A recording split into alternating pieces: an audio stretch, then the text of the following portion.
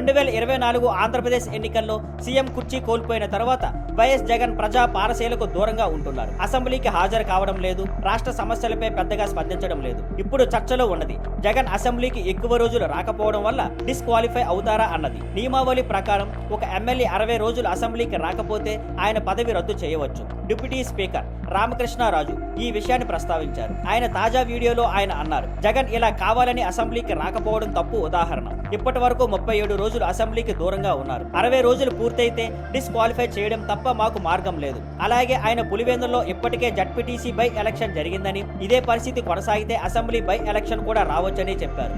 జగన్ ప్రతిపక్ష నేత హోదా కోసం మాత్రమే పరుగులు పెట్టడం సరికాదని, ఆయన అసెంబ్లీకి వచ్చి ప్రజా పాలసీలపై చర్చించాలని ఆహ్వానించారు. ఇక ఇటీవల సీఎం చంద్రబాబు కూడా జగన్ అసెంబ్లీకి రావడానికి సిద్ధమా అని ప్రశ్నించారు. ఇప్పుడు అదే విషయాన్ని డిప్యూటీ స్పీకర్ రఘురామకృష్ణంరాజు మళ్ళీ లేవనెత్తడంతో జగన్ స్పందన ఏమిటో చూడాలి. Thank you for watching. Please like, share and subscribe.